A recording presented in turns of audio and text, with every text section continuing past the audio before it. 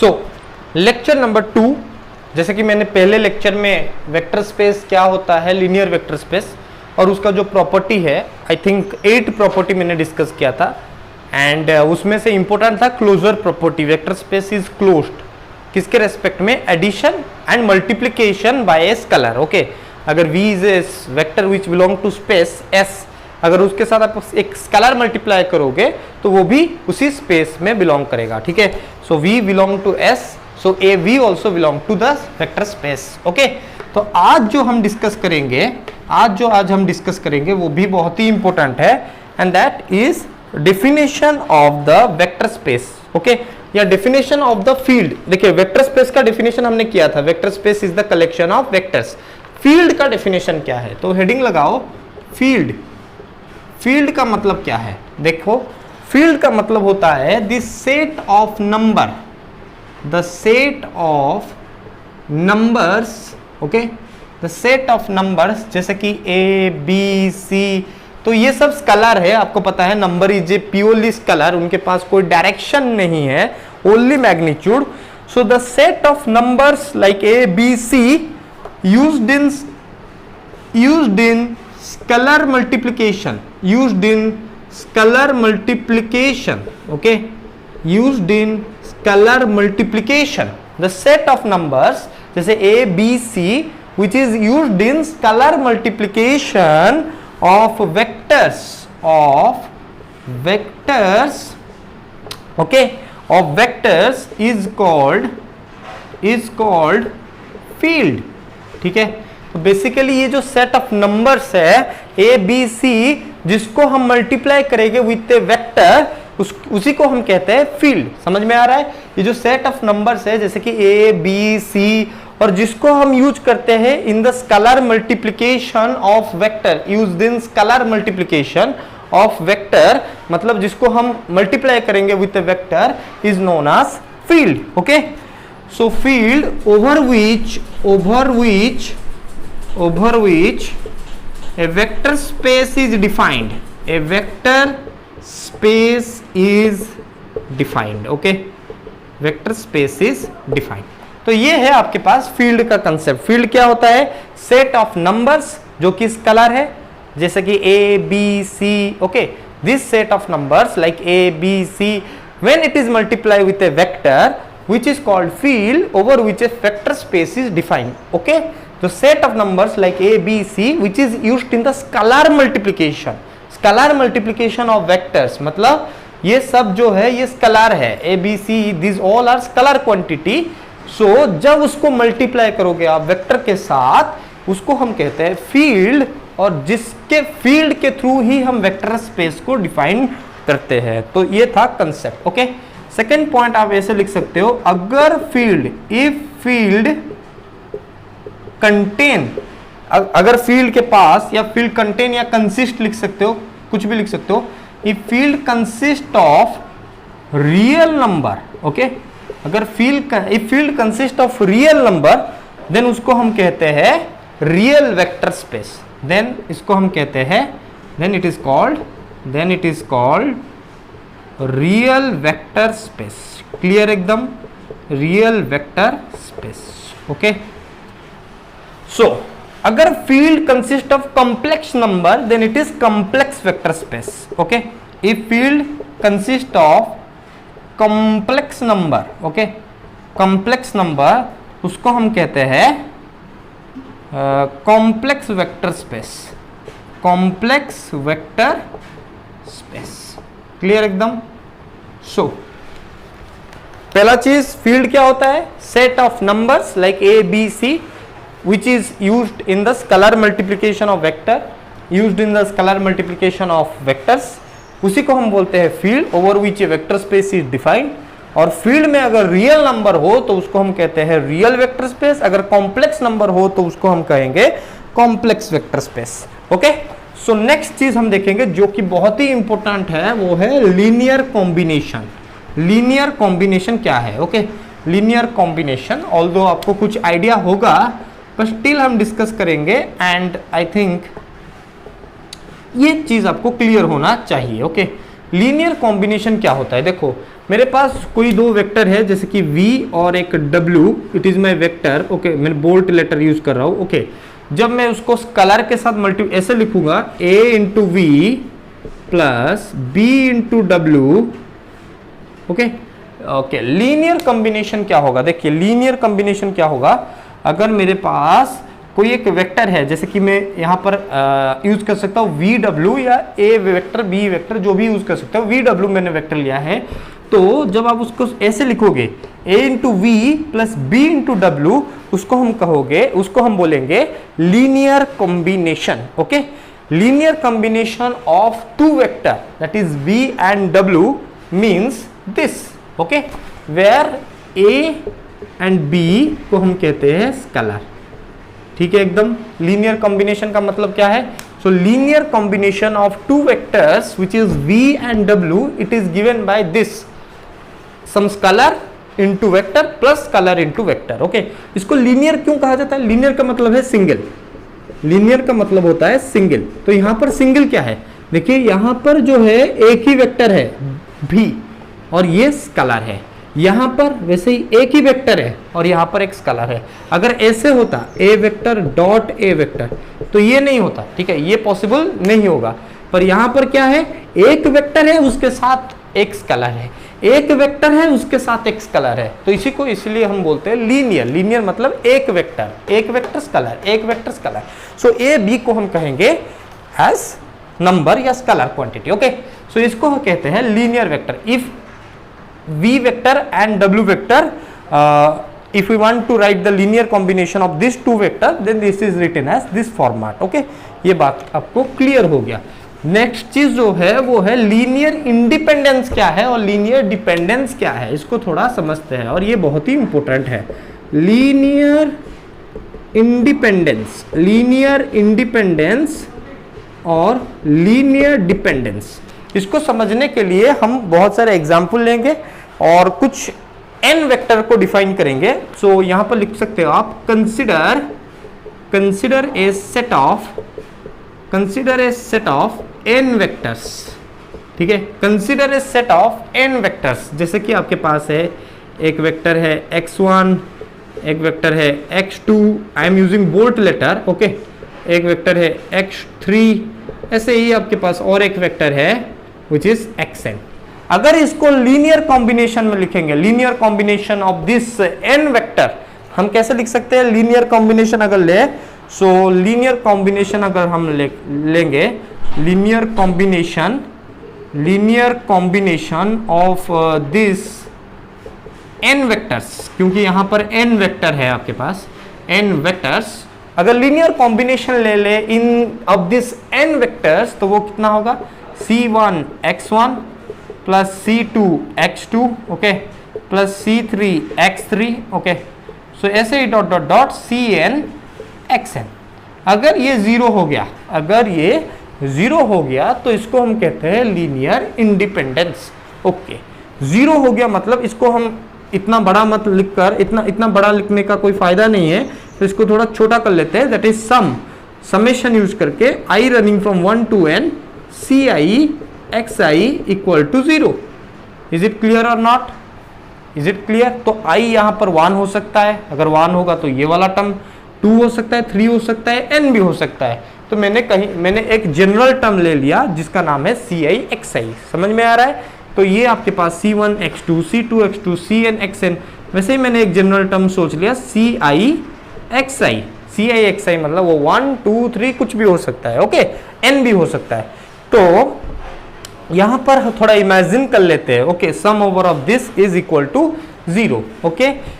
मैंने n vector consider किया और उनका लीनियर कॉम्बिनेशन मैंने जब लिया, तो लीनियर कॉम्बिनेशन क्या होता है? एक स्केलर वेक्टर के साथ मल्टीप्लाई होगा, फिर उसके बाद एडिशन एक स्केलर वेक्टर के साथ मल्टीप्लाई होगा। ऐसे ही होता है लीनियर कॉम्बिनेशन, जो प्रीवियसली हमने किया था linear combination of v and w, okay.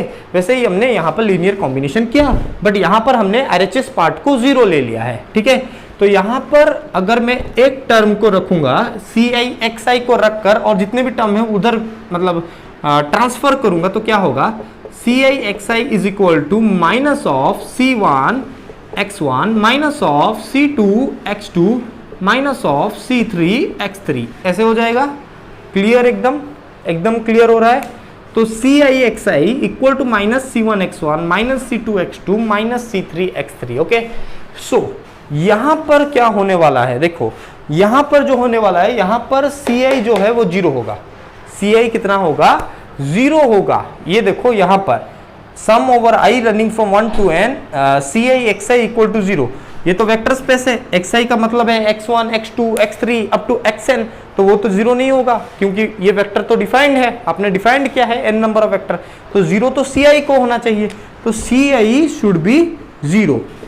Okay, तब जाकर आपके पास जो सोल्यूशन आएगा, क्योंकि ये एक इक्वेशन है, दिस इज एन इक्वेशन, और इक्वेशन का सॉल्यूशन है, and this case solution will be trivial solution. इस केस में जो सॉल्यूशन होगा वो क्या होगा, ट्रिवियल सॉल्यूशन होगा। समझ में आ रहा है? सो इन दिस सिचुएशन और this equation the solution will be trivial.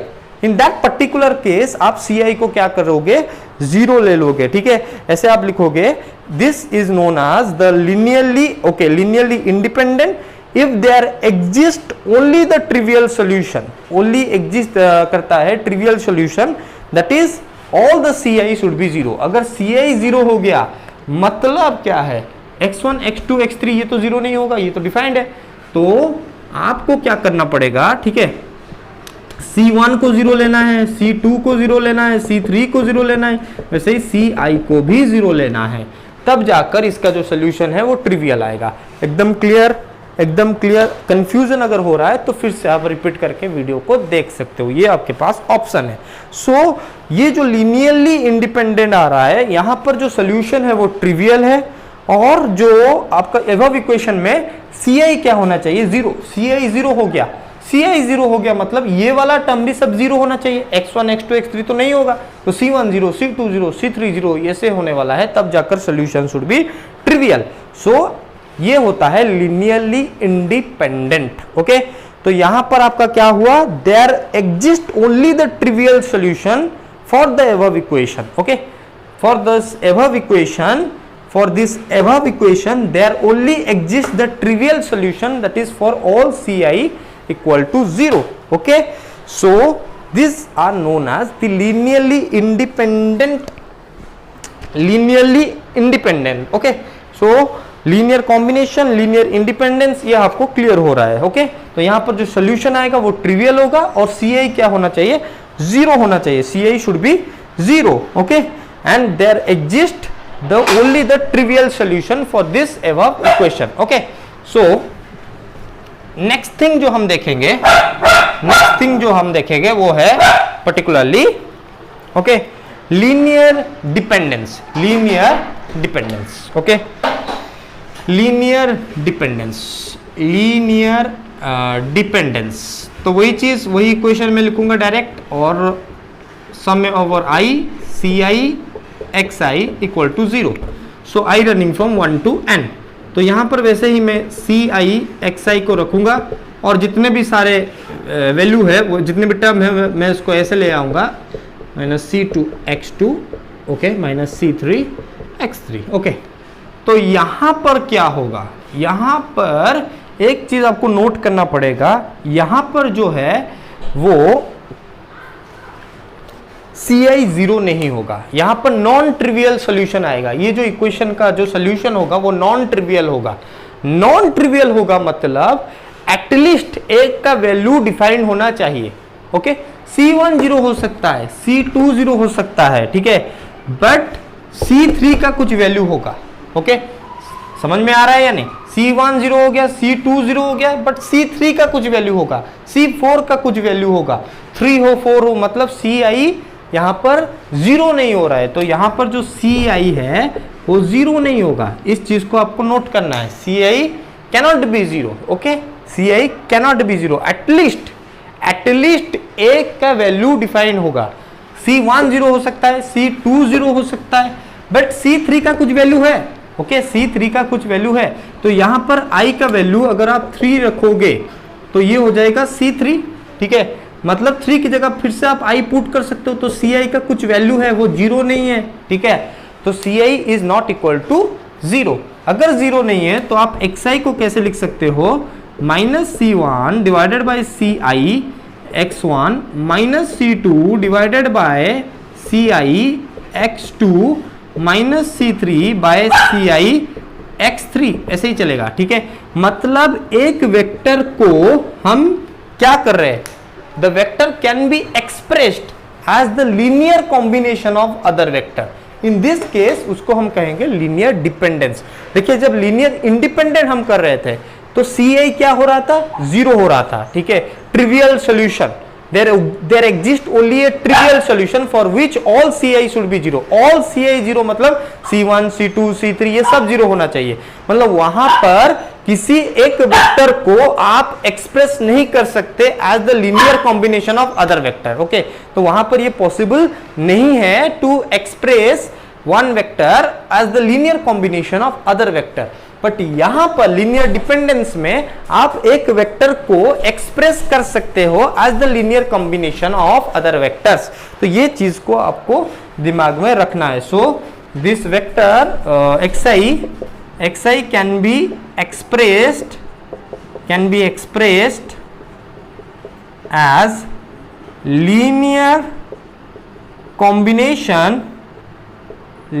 Combination of other vector, okay. But linear independence में क्या हो रहा था, xi cannot be expressed as the linear combination of other vector. Linear combination है, ये scalar, ये vector, ये स्केलर, ये वेक्टर, ठीक है, और एडिशन हो रहा है, addition subtraction is one kind of addition, okay. So यहां पर आप इसको लीनियर कॉम्बिनेशन में लिख सकते हो। मतलब एक वेक्टर को linear combination of other vector के थ्रू एक्सप्रेस किया जा सकता है, जो कि लीनियर इंडिपेंडेंस में नहीं हो पाया है, ठीक है, जो कि नहीं हो सकता है, ओके।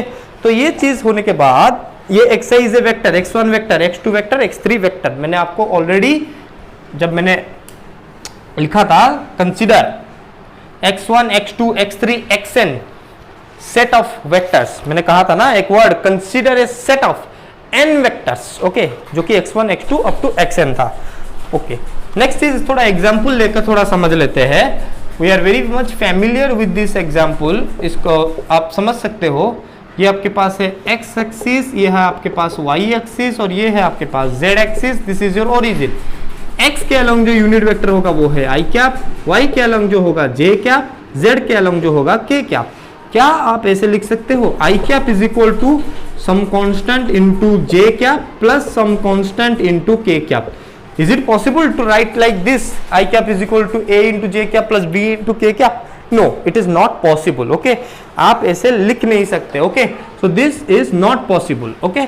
मतलब यहाँ पर I cap cannot be expressed as the linear combination of the, so here the I cap is the unit vector, okay, along x axis. So it cannot be expressed as the linear combination, okay? Cannot be expressed as the linear combination of j cap and k cap। वैसे ही j cap को आप express नहीं कर पाओगे as the linear combination of i cap and k cap।